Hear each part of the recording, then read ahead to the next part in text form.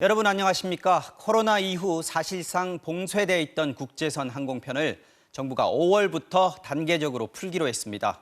최종 목표는 코로나 전 수준으로 완전 회복시키는 겁니다. 우리는 언제쯤 해외여행 자유롭게 갈 수 있게 될까요? 인천국제공항에 나가 있는 기자 연결합니다. 자, 고은상 기자, 코로나가 터진 뒤에 인천공항 사실상 개점 휴업이나 마찬가지였잖아요. 지금도 여전히 그렇습니까? 네, 그렇습니다. 제가 있는 곳은 제2여객터미널 출국장인데요. 보시는 것처럼 매우 한산합니다. 잠시 뒤인 8시 반에 하와이로 떠나는 항공편이 있긴 한데요. 승객이 많지는 않습니다. 코로나가 터지기 전만 해도 인천공항에서는 일주일에 4,700편이 뜨고 내렸습니다. 그런데 지금은 화물기까지 다 포함해도 420편밖에 안 됩니다. 코로나 전에는 이 공항에 하루에 20만 명이 드나들었는데 오늘은 2만 명밖에 안 됩니다. 10분의 1토막이 난 거죠. 그나마 뜨는 비행기도 타는 사람이 많지는 않습니다. 탑승률을 보면요, 동남아가 절반 정도고요. 미주는 40%대, 유럽은 30%대에 불과합니다. 오늘 공항에서 제가 만난 출국자들도 대부분은 관광이 아니라 유학이나 친지 방문이 목적이었습니다. 한번 들어보실까요? 해외여행 자체를 그동안 혹시 다니셨나요? 아직 한 번도 안 나왔어요. 3년 만에 처음 가는 거. 그냥 여행으로 갔다가 유학 가는 거. 자, 그러면 이런 한산한 풍경이 이제 드디어 달라지는 겁니까? 네, 정부가 오늘 발표한 계획을 한번 보실까요? 우선 5월과 6월에는 매달 주 100편씩 늘리고 7월부터는 매달 주 300편씩 늘립니다. 이렇게 11월이 되면 일주일에는 2,420편이 뜨고 내립니다. 코로나 이전의 절반 정도까지는 회복하는 겁니다. 고은상 기자, 그러면은 언제쯤 자유롭게 해외여행 갈 수 있게 될까요? 네, 그건 코로나가 얼마나 빨리 잡히냐에 달려 있습니다.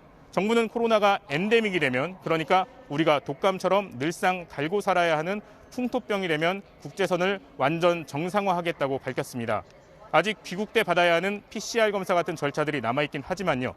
올해 여름 이후부터는 조심스럽게 해외여행 계획을 세우셔도 되지 않을까 싶습니다.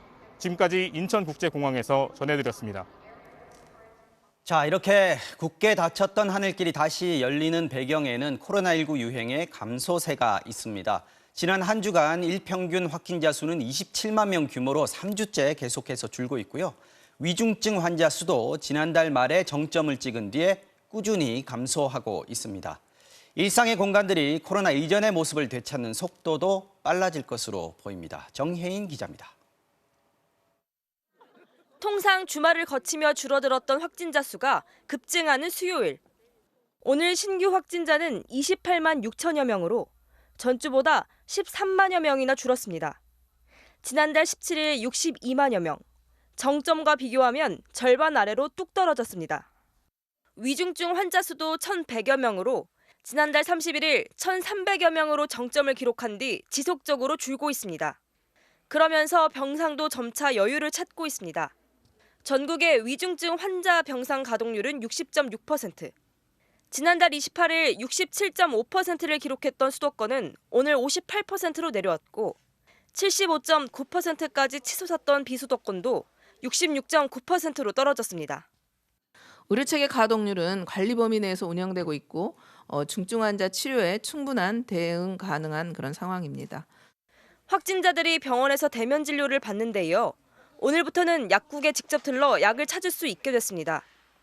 주요 지표들이 유행의 안정세를 나타내고 있고 특수 의료체계도 점차 일반 의료체계로 전환되고 있습니다. 방역당국은 구체적인 일상회복 계획을 준비하고 있다고 밝혔습니다. MBC 뉴스 정인입니다. 이렇게 일상 회복에 대한 기대가 커지는 가운데 최근 해외 언론에선 한국이 세계 첫 코로나19 엔데믹 국가가 될 수 있다는 전망도 나왔죠. 이 얘기 좀 해보겠습니다. 복지교육팀 조국현 기자 나와 있습니다. 자, 조 기자. 네. 우리가 코로나 대유행할 때 팬데믹이라는 용어를 썼어요. 엔데믹은 뭡니까? 엔데믹이라는 게 학문적 용어라서 개념의 범위가 좀 넓습니다. 그런데 좀 쉽게 표현을 드리면 특정 지역에서 주기적으로 발생하는 풍토병, 이렇게 좀 설명을 드릴 풍토병이요. 수가 있겠습니다. 네. 풍토병이 된다는 건 어느 정도 예측과 관리가 가능한 질병이 된다는 의미거든요. 그러니까 독감 생각하시면 될 것 같은데 네. 독감처럼 언제 유행을 하고 또 어느 정도 규모로 환자가 발생한다. 이런 게 예측이 가능해지는 걸 뜻합니다. 네, 그러니까 코로나 바이러스가 완전히 없어지는 게 아니고 때가 되면 예방주사 맞고 독감처럼요. 또 걸리면 잘 치료를 하면 관리가 좀 되는 그런 단계를 얘기하는 거군요. 그렇습니다. 그러면 어떤 상황이 돼야 엔데믹으로 우리가 갈 수가 있는 겁니까? 몇 가지 조건이 좀 뒷받침이 돼야 한다 이렇게 전문가들은 말하고 있거든요. 네. 먼저 일상 의료 체계에서 치료가 가능해야 한다는 게 첫 번째입니다. 그러려면 일단 환자의 규모 또 시기 이런 게 예측이 가능해야 되잖아요. 네. 그런데 지금은 그게 안 되고 있는 상황입니다. 그리고 누구나 쉽게 구할 수 있는 치료제 이게 또 관건이거든요. 치료제. 독감 생각하면 타미플루 바로 떠올리실 텐데 그렇죠. 그런 그 치료제가 필요한데 팍스로비드 같은 치료제가 지금 있기는 하지만 가격이 비싼 단점이 있고 또 사용에도 제한이 많은 상황입니다. 그동안 우리가 집단 면역 얘기 많이 했어요. 이 집단 면역을 확보하는 것도 엔데믹으로 가는데 상당히 중요한 전제 조건이 되는 거 아닌가요? 네, 면역력 굉장히 중요합니다. 면역력을 가진 사람이 많을수록 유행 규모는 줄고 또 위중증이나 사망 위험도 낮아진다는 건데요. 백신을 맞거나 또 코로나에 걸리거나 방법은 이 두 가지입니다. 현재 백신 접종 완료자가 90%에 이르고 있죠. 누적 확진자 수도 1,400만 명, 국민의 30% 정도 됩니다. 무증상자, 그러니까 증상이 없거나 검사를 안 받은 사람까지 합치면 40% 정도는 이제 감염이 된 것으로 추정이 되고 있는데요. 그래서 집단 면역까지 언급하기는 아직 이르다는 분석입니다. 그러니까 일단 풍토병, 엔데믹으로 가면 좋은 건데 우리로서는요. 근데 조 기자 설명을 들어봐도 그렇고 오늘 방역 당국도 아직은 시간이 필요하다 이렇게 얘기를 했단 말이죠. 그렇습니다. 언제쯤 우리나라가 엔데믹으로 갈 수 있는 겁니까? 말씀대로 아직은 아닙니다. 그리고 전문가들도 대체로 좀 부정적으로 보고 있습니다. 방역 당국 역시 마찬가지인데요. 특정 시점을 기점으로 해서 엔데믹을 선언할 수 있다. 이거는 좀 미지수로 보고 있고요. 네. 특히 당분간은 굉장히 어렵다. 이렇게 선을 그었습니다. 들어보시겠습니다. 네.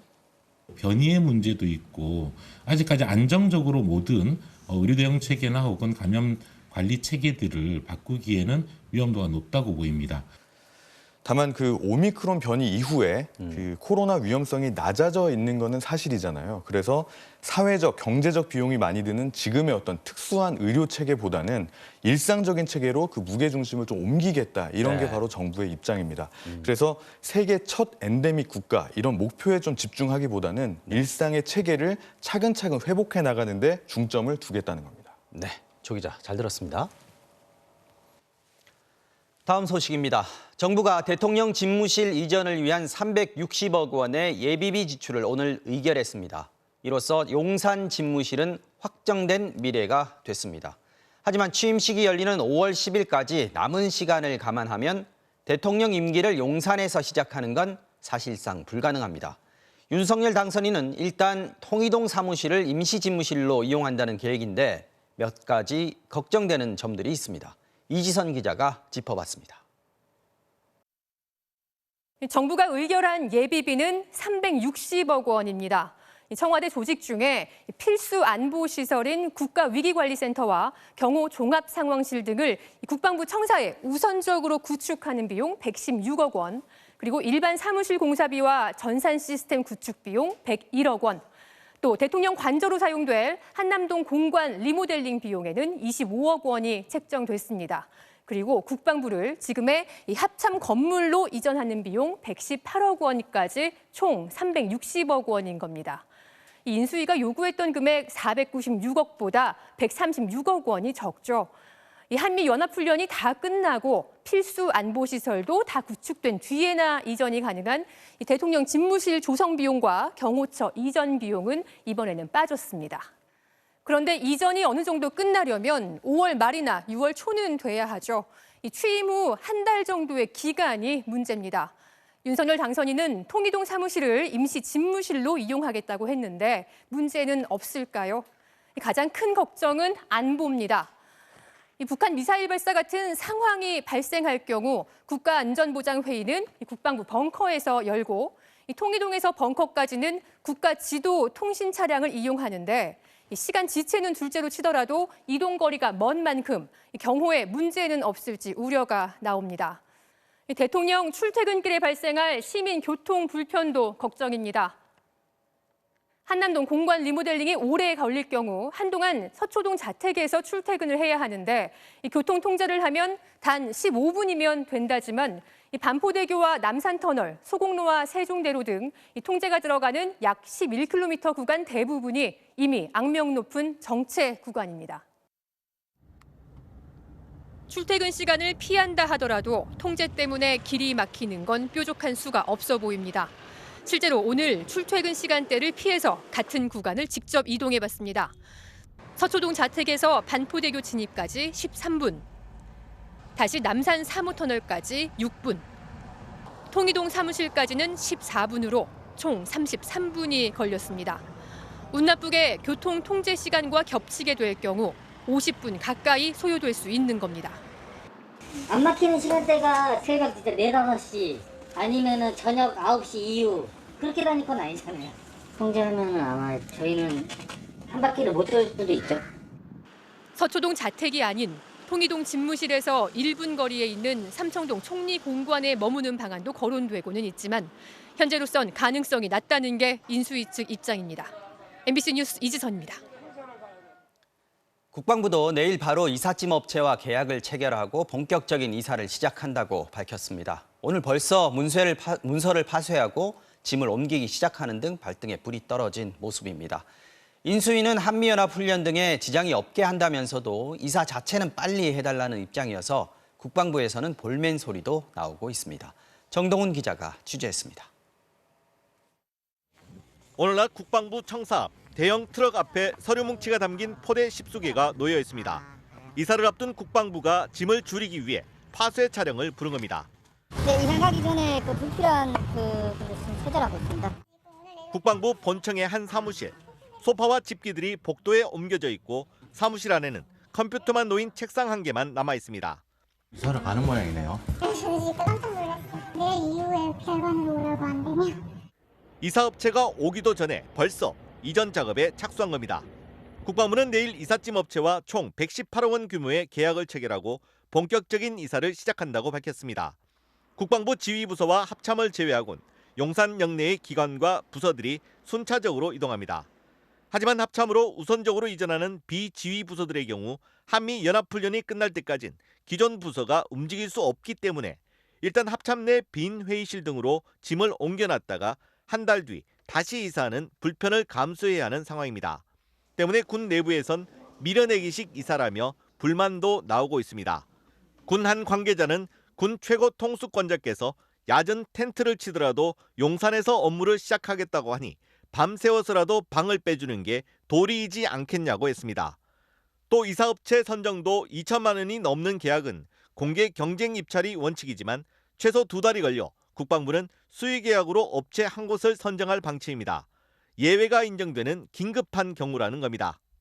업체에 대한 특혜 시비가 있을 수도 있고 계약의 원칙이 안 맞기 때문에 이렇게 서두르기 때문에 문제가 생길 소지가 또 있다라고.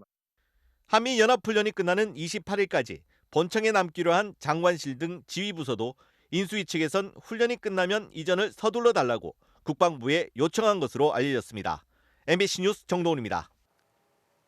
검찰이 채널A 기자의 강요미수 사건에 연루된 의혹을 받아온 한동훈 검사장에 대해 2년 만에 무혐의 처분을 결정했습니다. 한 검사장은 윤석열 당선인의 검찰 내 최측근으로 꼽힙니다. 서울중앙지검 연결합니다. 자, 김진 기자, 먼저 결정 내용부터 전해주시죠. 네, 서울중앙지검은 채널A 사건 연루 의혹을 받아온 한동훈 검사장에게 최종 무혐의 처분을 결정했습니다. 수사팀이 이정수 중앙지검장에게 결과를 보고한 지 이틀 만인데요.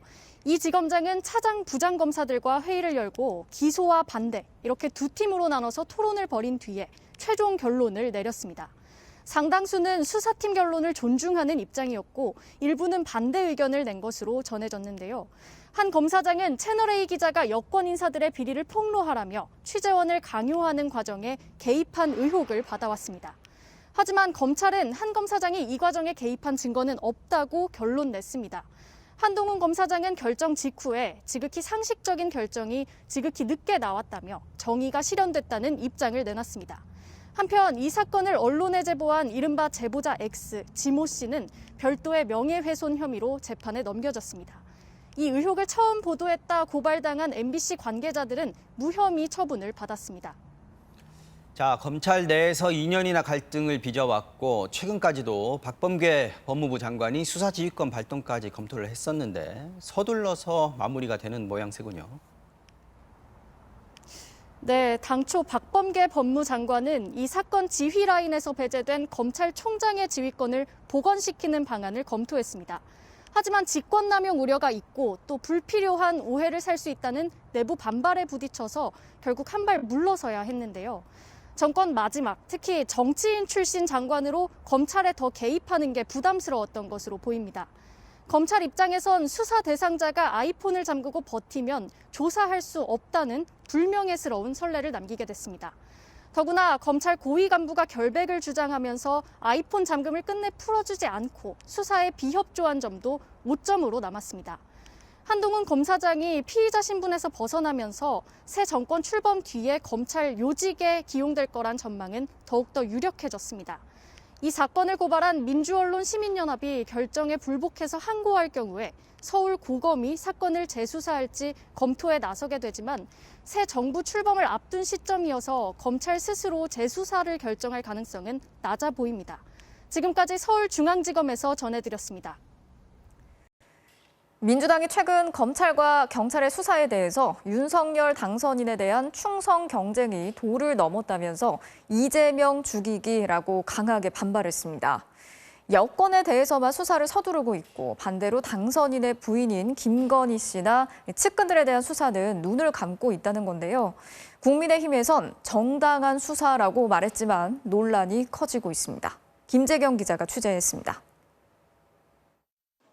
경찰이 이재명 전 경기지사의 부인 김혜경 씨의 법인카드 유용 의혹에 대해 압수수색을 이어가자 민주당은 검찰에 이어 경찰도 이재명 죽이기에 나섰다고 반발했습니다. 검찰이 산업부의 인사 블랙리스트 의혹을 수사하며 발전 자회사를 압수수색한 데 이어 경찰은 경기도청을 압수수색하며 윤석열 당선자를 향해 충성 경쟁을 하고 있다는 겁니다.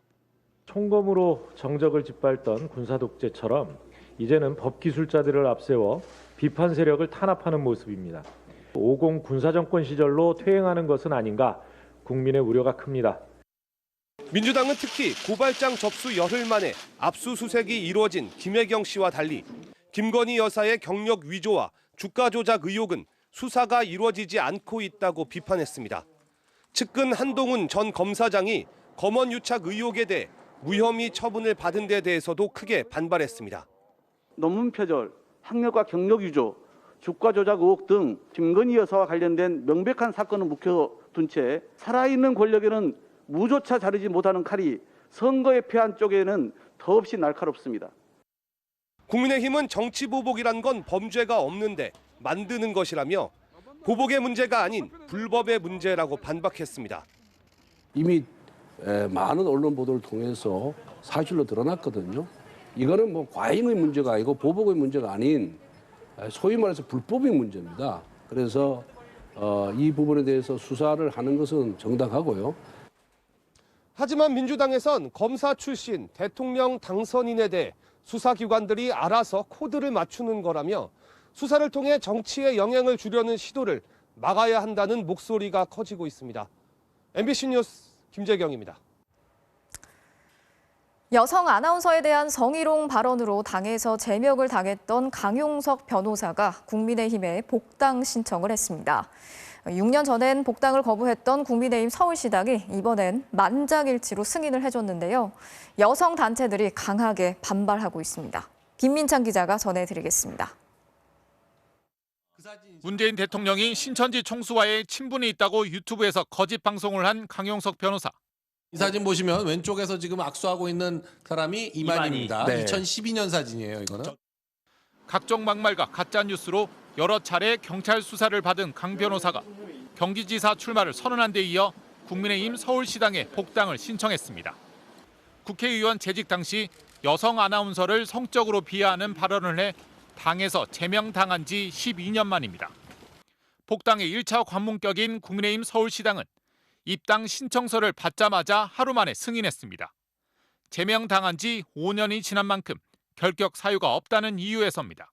논의 끝에 이제 저는 이제 동의하셔서 최종적으로 이제 최고위에서 판단을 하는 게 옳겠다라는 그 말씀.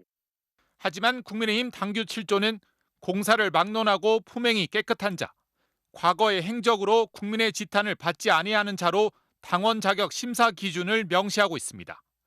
강 변호사는 지난 2016년에도 이 조항 때문에 복당하지 못했습니다.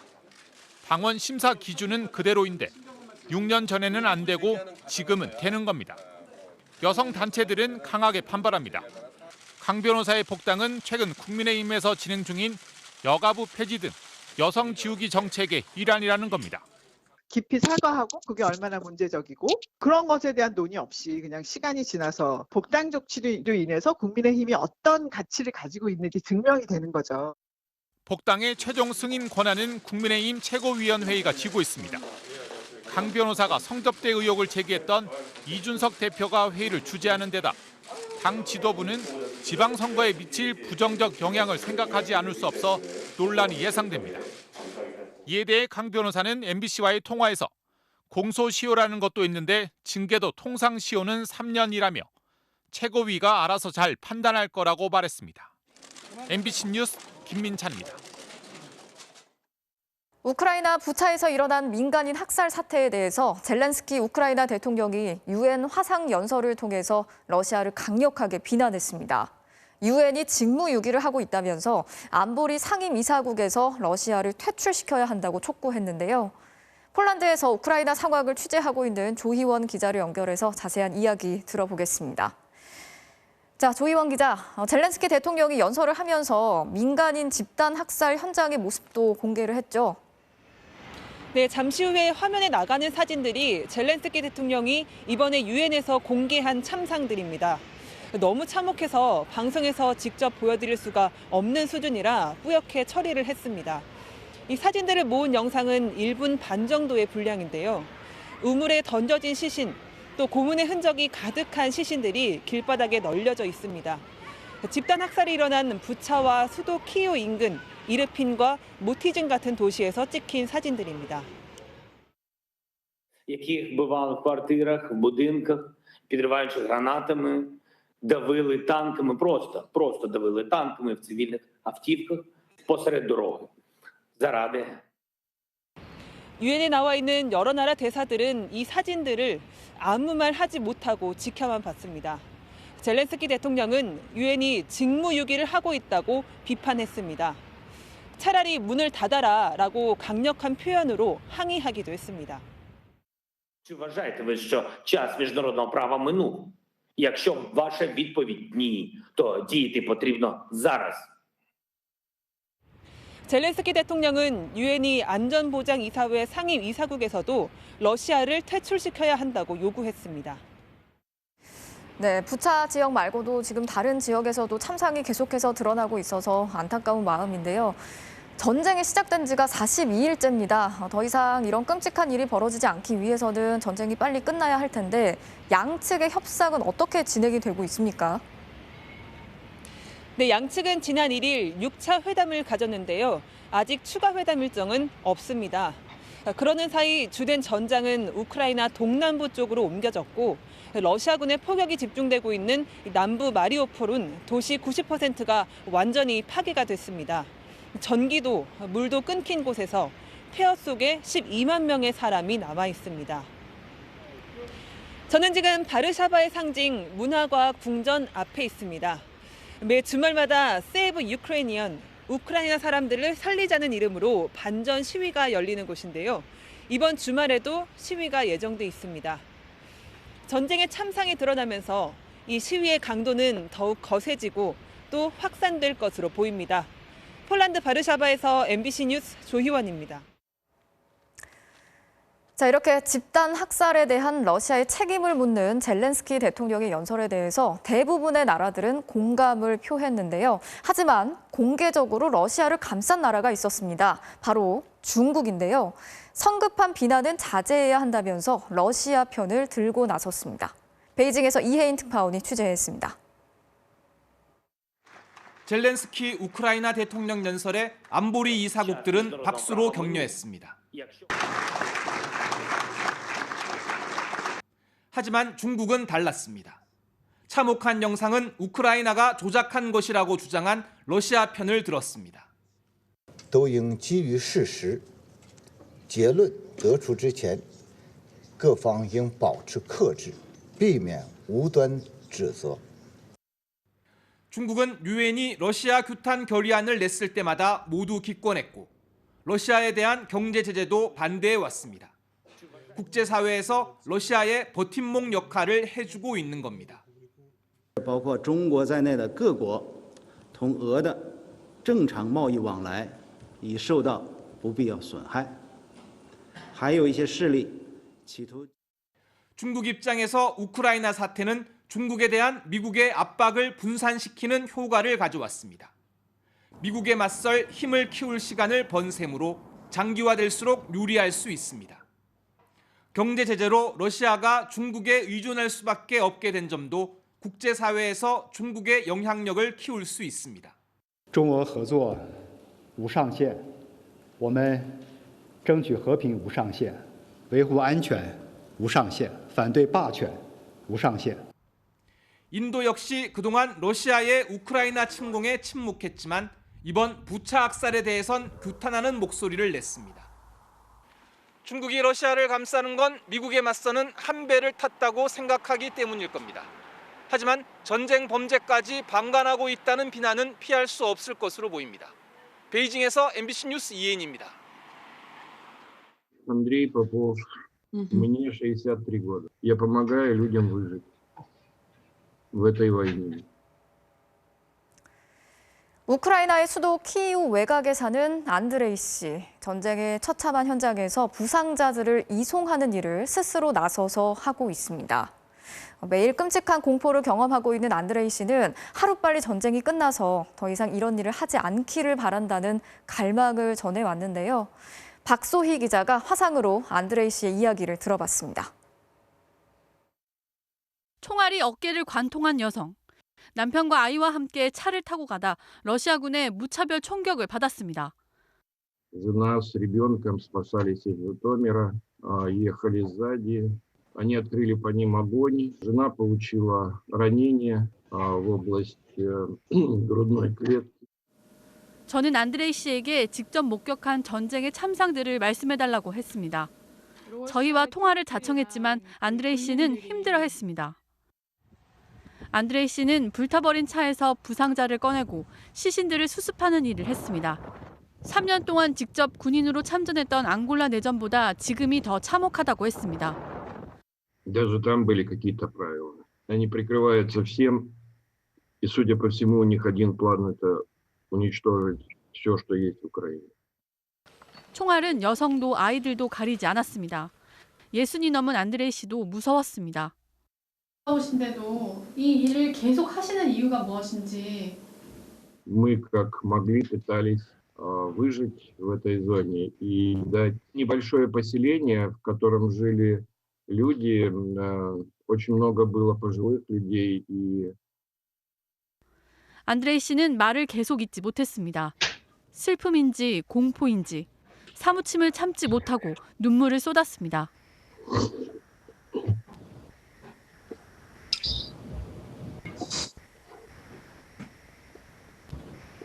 가장 가슴 아팠던 순간은 언제였어요? русских состоящие из танков и бронетранспортеров, просто много видел. Я говорю, что я военный человек, но такого ужаса я не видел. Самому простому заставить Россию уйти из Украины. MBC 뉴스 박소희입니다.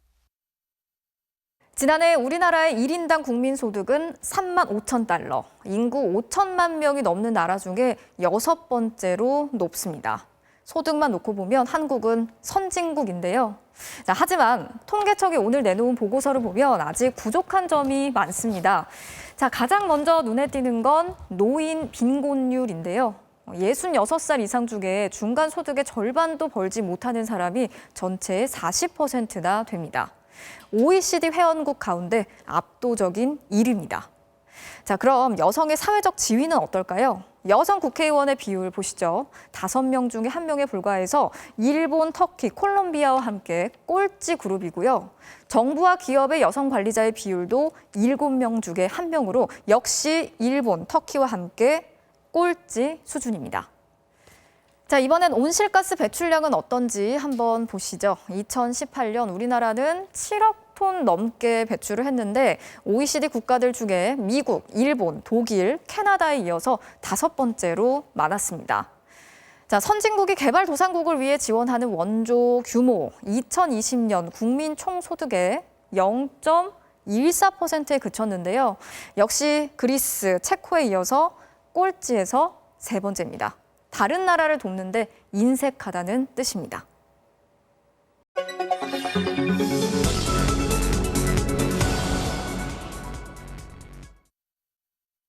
알고 보니 시작합니다. 며칠 전 장애인들의 지하철역 삭발 시위에서 이런 항의가 나왔습니다. 장애인들 확실하게 돈 내고 부인 설치하지 말고 돈 내고 하면은 엘리베이터 다 깔릴 거예요. 장애인에게 승강기가 필요하다면 지하철 요금부터 내라는 건데요. 온라인 게시판이나 댓글에서도 일부 누리꾼들은 장애인들의 시위는 집단 이기주의라는 식의 비난을 하기도 합니다. 그렇다면 지하철 승강기, 과연 장애인만을 위한 혜택인지 따져봤습니다. 서울 가양 지하철역입니다. 엘리베이터 2대가 설치되어 있는데 이 중 한 곳에서 어떤 사람들이 타고 내리는지 지켜봤습니다. 전동 휠체어를 탄 장애인부터 유모차를 모는 여성, 엄마의 손을 잡고 내리는 아이도 있습니다. 상당수는 노인들입니다.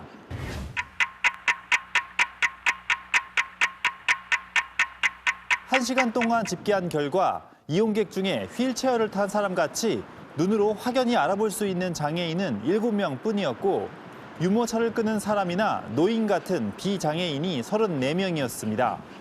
장애인들이 요구하는 승강기, 실제로는 다른 교통약자들이 5배 가까이 더 많이 이용하는 겁니다.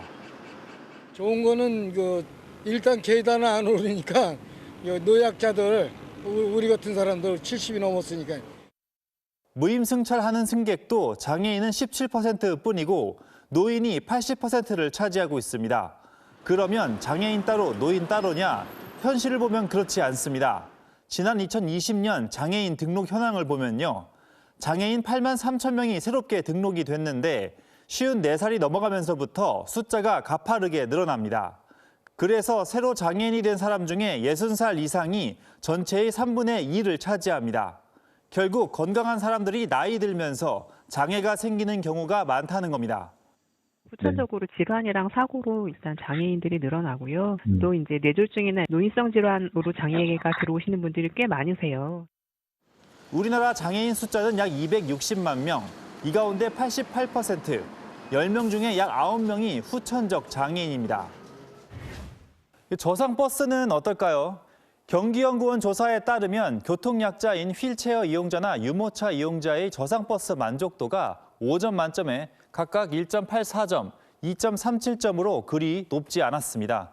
노선이 많지 않고 막상 이용하려고 하면 불편한 점이 많아서라고 하는데요. 오히려 일반인들은 저상버스 만족도가 4.11점으로 매우 높았습니다. 장애인이 편하면 비장애인도 편하다. 또 우리는 누구나 장애인이 될 수 있다는 기본 상식을 잊지 말아야겠습니다. 알고 보니였습니다. 서울 시내 경찰서의 한 간부가 지난해 말 서장급인 총경 인사를 앞두고 부적절한 승진 청탁을 시도한 정황이 포착돼 경찰이 수사에 나섰습니다. 청와대 관계자를 사칭한 브로커를 통해서 서울경찰청장에게 청탁을 하려 했다는 겁니다. 손하늘 기자의 단독 보도입니다.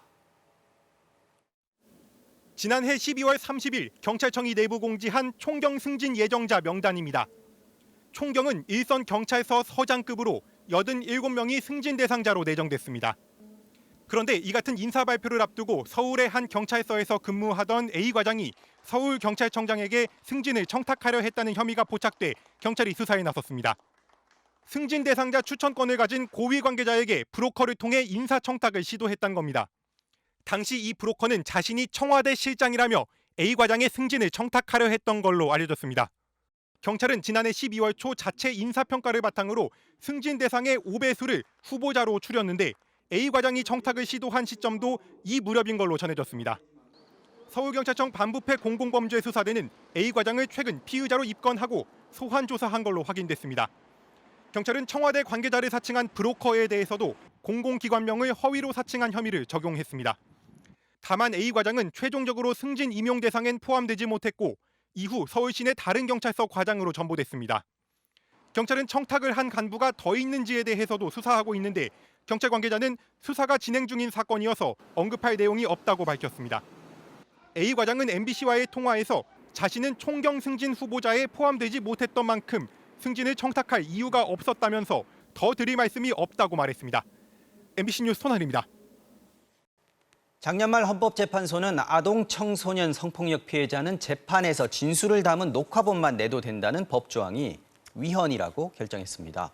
가해자도 따져 물어볼 기회가 보장돼야 한다는 건데 피해 아동에게는 가해자를 다시 마주하는 게 너무 끔찍한 일이겠죠. 그래서 법원이 고심 끝에 화상 연결을 통해서 진술을 하는 고육지책을 내놨는데 이 역시 벌써부터 우려의 목소리가 나옵니다. 손구민 기자입니다.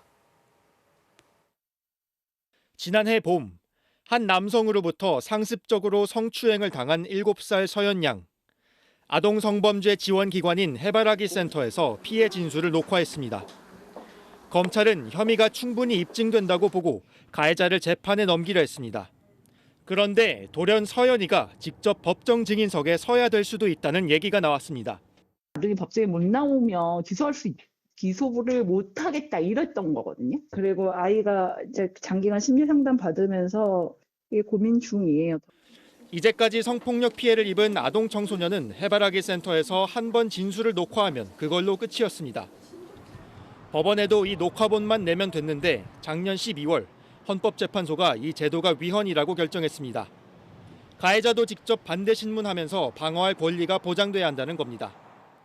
석 달의 고심 끝에 법원은 아동 청소년은 법정에 서는 대신 해바라기 센터에서 화상 연결로 진술하는 대책을 내놨습니다.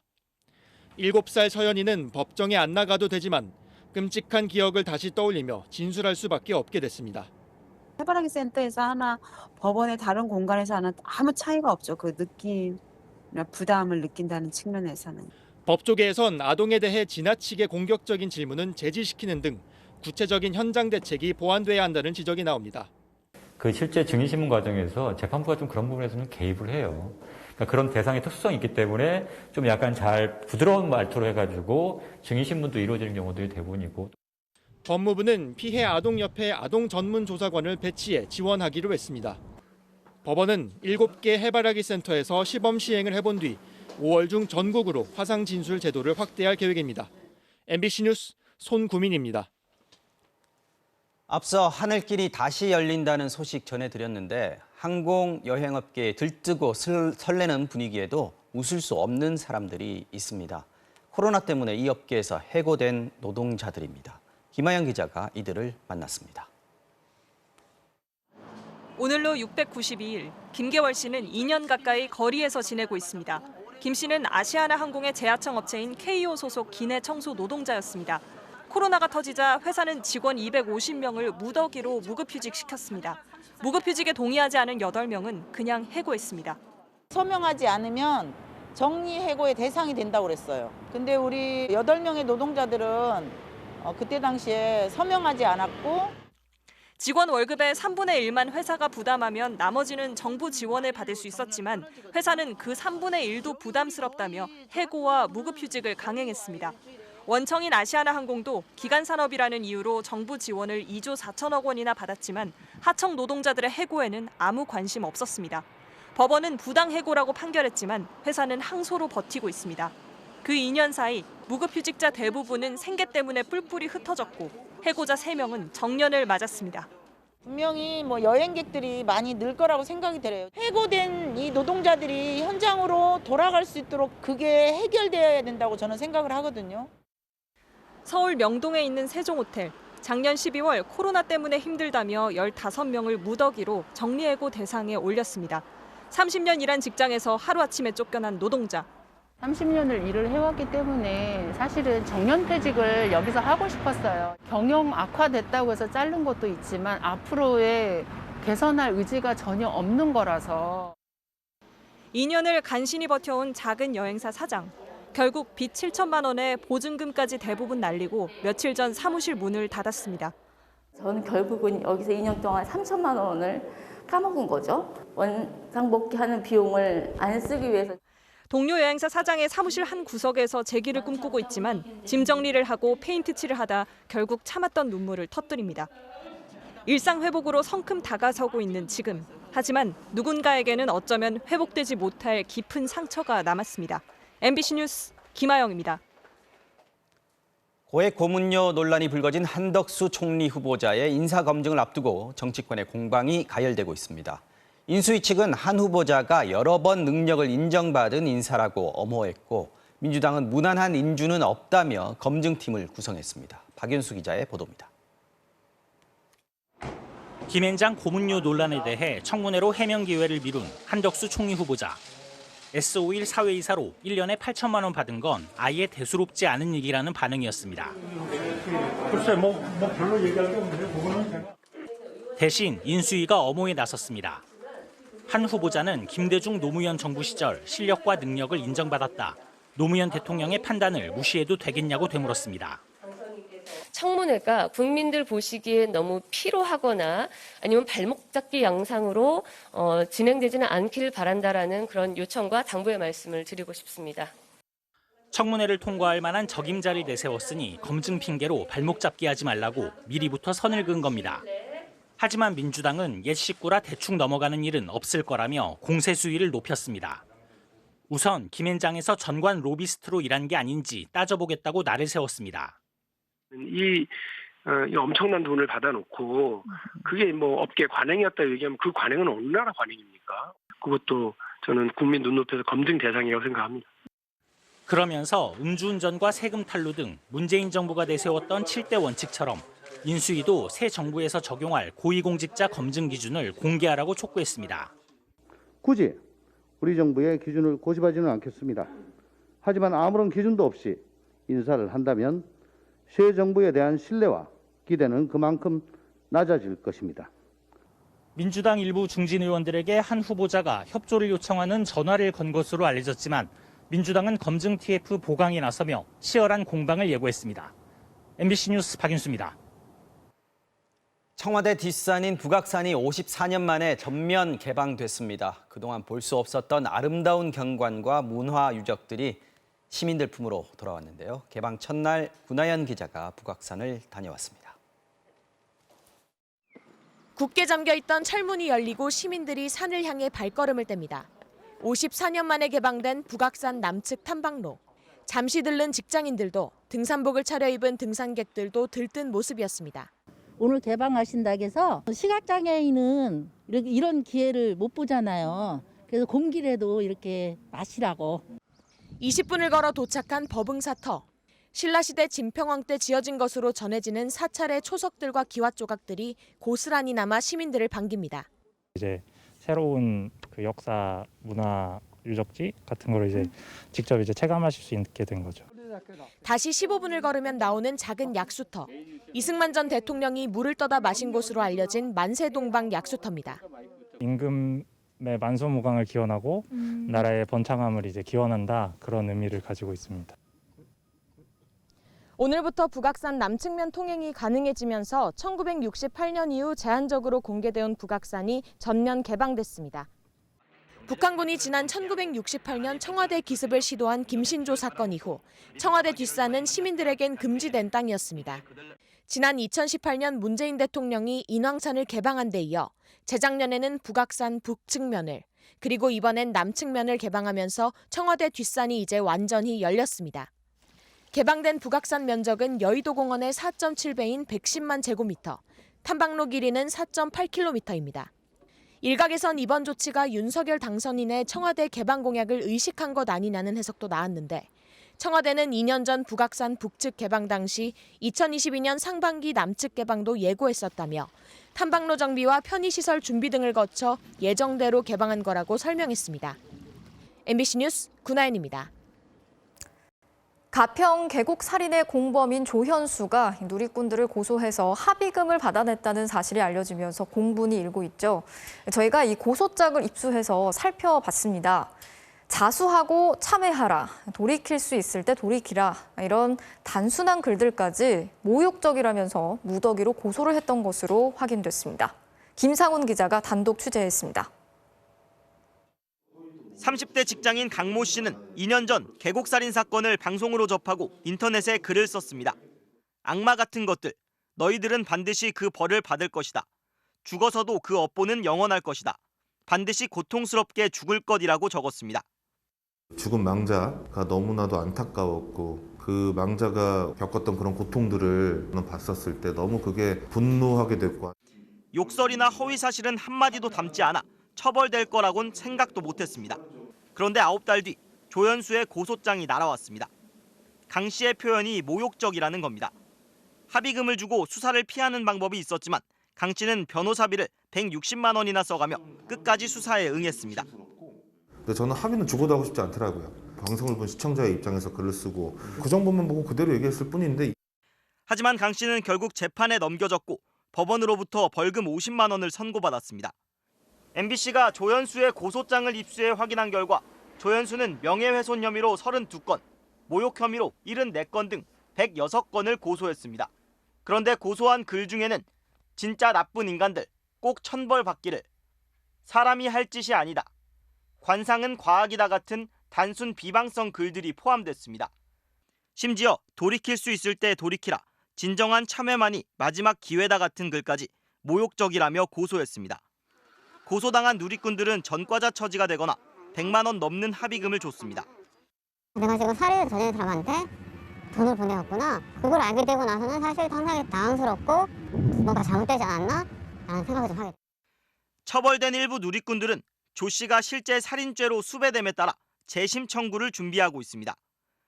이은혜와 조현수에 대한 체포영장 기한 만료가 임박한 가운데 인천지검은 인천경찰청과 합동검거팀을 구성해 행방을 쫓고 있습니다. MBC 뉴스 김상훈입니다. 한 어린이집에서 2살배기 아이가 팔꿈치가 빠지는 일이 있었는데요. CCTV 영상에는 교사가 아이를 학대하는 것으로 의심되는 장면이 고스란히 찍혀 있었습니다. 자, 그런데도 어린이집 측은 신고는 하지 않고 돈으로 부모들을 회유하려고 했던 것으로 드러났습니다. 김윤아 기자가 전해드리겠습니다. 만 30개월이 안 되는 2세 반 영아들이 블럭놀이를 하고 있습니다. 그런데 교사가 한 아기의 팔을 거칠게 잡아당깁니다. 아이는 바닥에 엎어진 채 끌려갑니다. 새벽에 이제 아이가 갑자기 일어나서 원에서 선생님이 때렸어. 내가 고함 질렀지. 다시 CCTV로 확인하러 가자. 다른 날을 봐야 되겠다. 실제로 또 다른 날 교사가 원생의 옷소매를 걷어준 뒤 팔을 잡아 앉히는데 아이 표정이 갑자기 일그러집니다. 오른쪽 팔꿈치가 빠진 겁니다. 세면대 앞에 있는 다른 아이도 교사 때문에 팔이 꺾이고 휘청거립니다. 자면서 꿈을 꾸는지 좀 많이 힘들어하고 발버둥치고 가음 지르고. 학대 의심 정황이 확인된 아이들은 스스로를 때리는 후유증을 겪고 있고 손톱을 물어뜯는 불안 증세를 보이고 있습니다. 차량만 보면 뒷걸음질 치면서 집으로 쫓아 들어가는. 어린이집 관계자는 학대나 학대 의심 사실을 안 순간 신고해야 하지만 하지 않았습니다. 원장 선생님이나 다른 타 선생님들이 신고하신 내용은 없으시고요. 대신 학부모들이 인터넷 카페에 글을 올리자 내려달라며 위로금조로 돈을 제시했습니다. 아니시잖아요. 그동안에 가끔 그런 일이 있었습니다. 그럴 때도 치료비 드리고 그렇게 했거든요. 한 300만 원 정도 드리면 되겠나. 이 어린이집은 지난해 3월에도 원생이 마스크를 바로 쓰지 않았다고 볼을 꼬집고 엉덩이를 때렸다가 아동학대로 처벌을 받았습니다. 어린이집 측은 부모들이 먼저 신고해서 관청에 신고할 생각을 못했다면서 원생의 부상에 대해서는 아이들에게 책임을 돌렸습니다. 좀 활발한 아이도 아니습니까? 발견된 교사고 그 반에 가고 싶어하는 그런 교사였어요.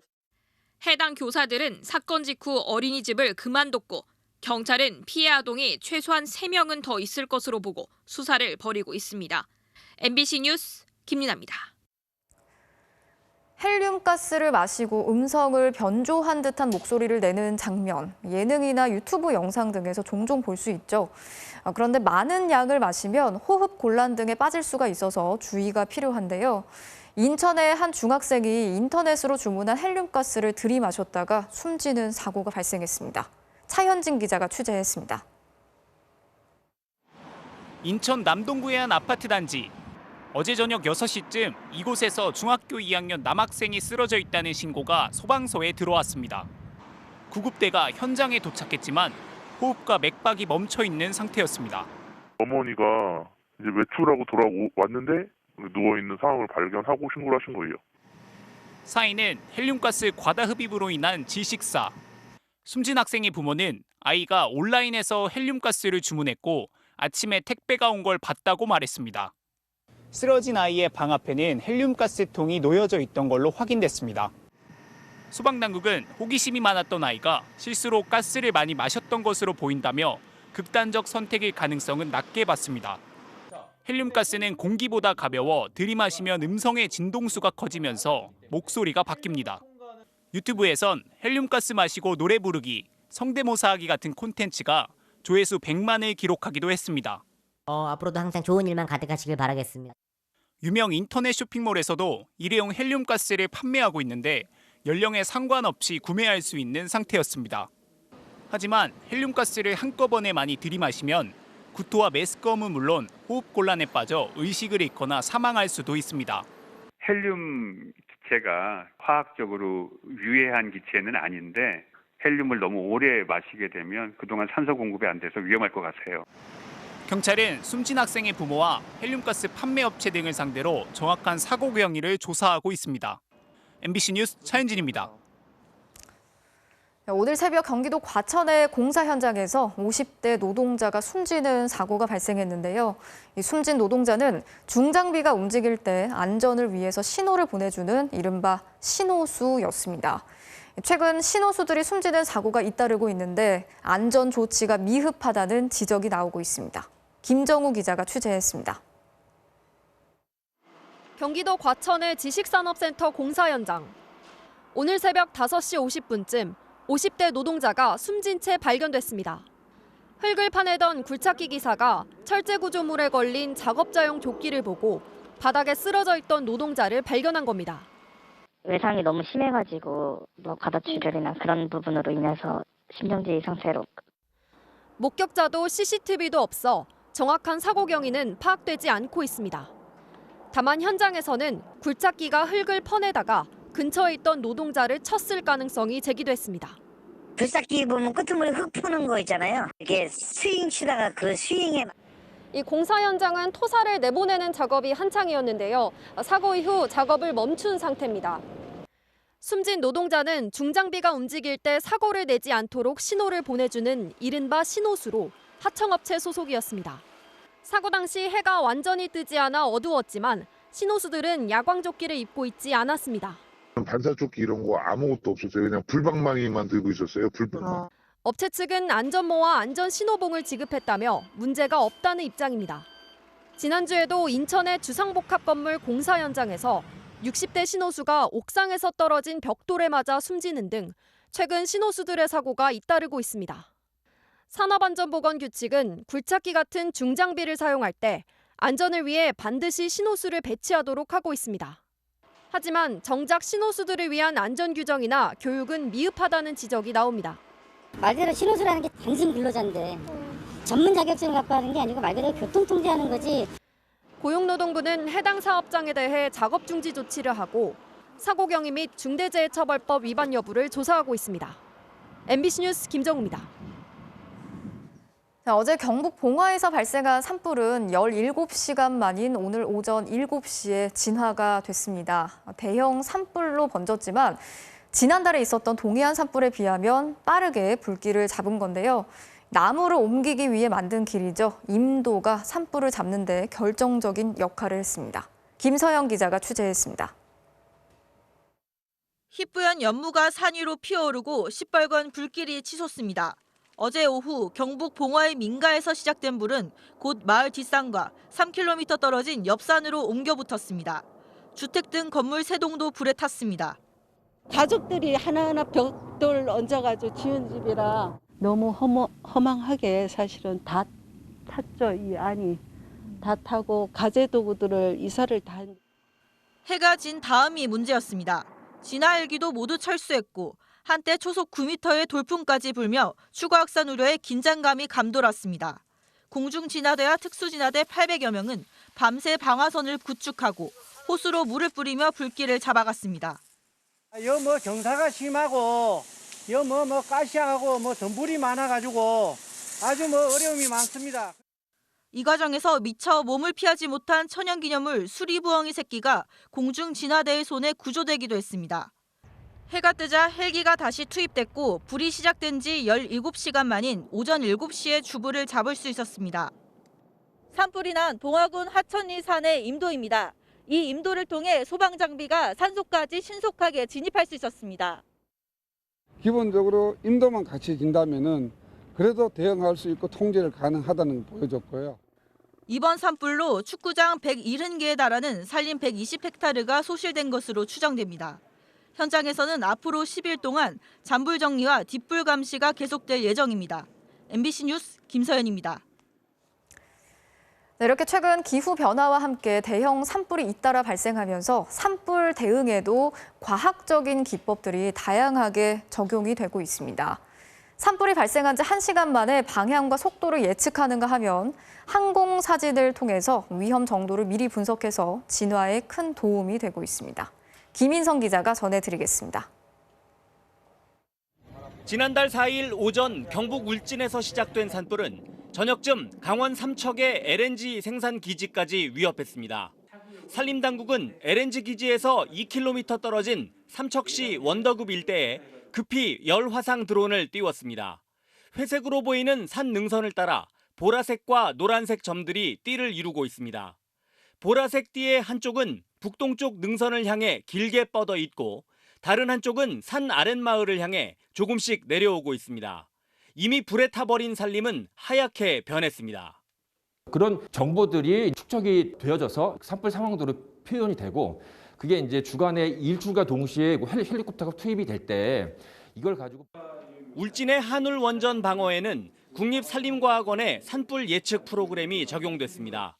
산불 시작 6시간 후에 산불이 원전까지 도달할 거란 예측이 나왔는데 실제 진행 상황과 87% 이상 일치한 것으로 나타났습니다.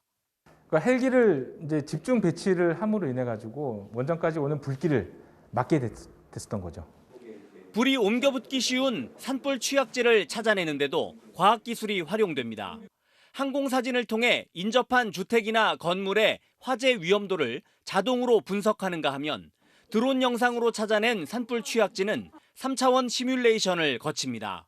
이 같은 정보를 통해 불에 잘 타는 낙엽이나 나뭇가지를 제거하고 나무 사이 간격을 조절하는 등 실제 숲 가꾸기를 어떻게 진행할지 결정할 수도 있습니다. 어느 정도가 지났을 때 그 불의 세기가 강해지는지 어느 풍속일 때 강해지는지 이런 실험을 통해서 다시 한번 시뮬레이션 안에다가 접목하는. 갈수록 빈번해지고 피해가 커지는 대형 산불 대처에 과학기술이 주도적인 역할을 해내고 있습니다. MBC 뉴스 김인성입니다.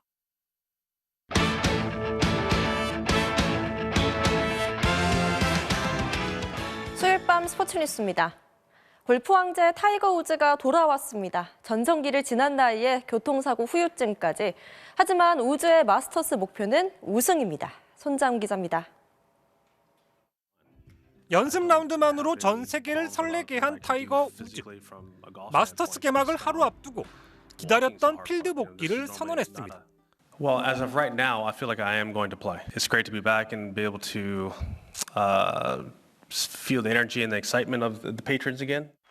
명인 열전 마스터스는 우즈가 22살에 메이저 첫 승을 기록한 곳으로 메이저 15승 중 5승을 올렸을 만큼 인연이 깊고 숱한 명장면도 남겼습니다. 승부사 우즈의 목표는 간단 명료했습니다. Do you think you can win the Masters this week? I do. When I decide to hang it up when I feel like I can't win anymore, and that'll be it. but I feel like I can still do it. 세계 정상급 선수들에게도 여전히 스타들의 스타로 통하는 우즈. 동료들도 한 목소리로 복귀를 반겼습니다. I think that's the biggest impact for all of us. We're all playing for number 2 now. So that's about it. 지난해 2월 차량 전복 사고로 다리를 크게 다쳐 선수 생활이 끝난 듯 했지만 우즈는 골프를 포기하지 않았고 아들과 함께 이벤트 대회에도 출전했습니다. I'm not at that level. I can't compete against these guys right now. No, it's going to take a lot of work to. 300m에 육박하는 장타 능력을 비롯해 샷 감각은 많이 회복했지만 문제는 치는 게 아니라 걷는 겁니다. You know, 72 holes is a long road, and it's going to be a tough challenge and a challenge that I'm up for. 7번의 수술과 약물 중독, 치명적인 불륜 스캔들을 극복하고 3년 전 정상에 올랐던 마스터스 무대. 우즈는 또 한 번의 화려한 재기를 꿈꾸고 있습니다. MBC 뉴스 손장훈입니다. 프로야구 롯데의 김진욱 선수가 어제 감격적인 프로 데뷔 첫 선발승을 거뒀습니다. 고교 시절부터 특급 투수로 기대가 컸던 만큼 그간 부담과 마음고생이 많았다는데요. 올해 확 달라진 비결은 뭘까요? 송기성 기자입니다. 김진욱은 작심한 듯 위력투를 뿜어냈습니다. 최고 구속 146km를 앞세운 직구로, 폭포수처럼 떨어지는 커브로, 승부처에서 베테랑 손아섭을 슬라이더로 삼진을 10개나 잡아내며 포효했습니다. 프로 데뷔 첫 선발승의 기쁨도 누렸습니다. 너무 좋고요. 좀 속이 시원한 것 같습니다. 머리에 일단 생각을 조금 많이 비운 게 제일 가장 큰 것 같습니다. 그동안 생각이 많았던 게 사실입니다. 고교 무대를 평정했던 만큼 자신도 있었습니다. 롯데 경기를 보면 항상 재밌고 더가우 분위기도 활발해서 재밌을 것 같습니다. 하지만 프로에 데뷔했던 지난해 팬들의 기대는 실망으로 바뀌었습니다. 4차례 선발로 나서 3패, 평균 자책점도 10점대를 훌쩍 넘었습니다. 볼 하나 들어갈 때 볼 던지면 안 되는데 좀 그런 생각이 좀 많았어가지고 제가 안 된 좀 불안한 점이 안 된 점이 확실하게 분명히 드러났기 때문에 이후 선발에서 불펜으로 이동한 김진욱은 제구가 안정되면서 직구 위력을 되찾았고 꿈에 그리던 올림픽 무대까지 밟으면서 잃었던 자신감까지 회복했습니다. 올림픽 갔다 와서 좀 자신감도 얻고 또 제가 훈련을 통해서 많이 얻은 것도 많아서 고교 시절 라이벌 이의리의 신인상도 좋은 자극이 됐습니다. 작년에 그런 상 욕심 많이 냈지만 그래도 우리한테 좀 많이 축하한다는 말도 많이 해주고 그렇게 절치부신 준비했던 올 시즌 시범 경기 무실점으로 부활을 알린 김진욱은 정규리그 첫 선발 등판에서 보란듯이 자신의 존재감을 과시했습니다. 자신감도 많이 얻어서 그런 불안함을 조금 씻어낼 수 있었던 경기였던 것 같습니다. 더 큰 꿈을 더 꿀 수 있도록 하겠습니다. MBC 뉴스 송기성입니다. 프로농구 SK의 정규리그 우승을 이끈 최준용 선수가 압도적인 득표로 MVP에 선정됐습니다. 수요일 밤 스포츠 뉴스였습니다.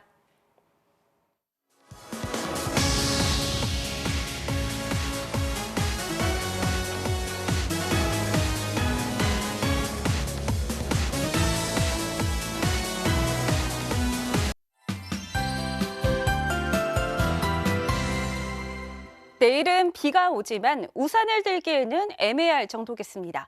내일 새벽과 오전 사이 강원 중북부를 제외한 대부분 지방에 비구름이 지납니다. 비의 양이 1mm 안팎으로 매우 적어서 건조한 날씨에 보탬이 되진 못하겠고요. 활동하는 낮 시간대 하늘은 맑기만 하겠습니다. 이 비가 그친 뒤에는 바람이 강해지면서 오히려 화재 위험성이 더 커지겠습니다.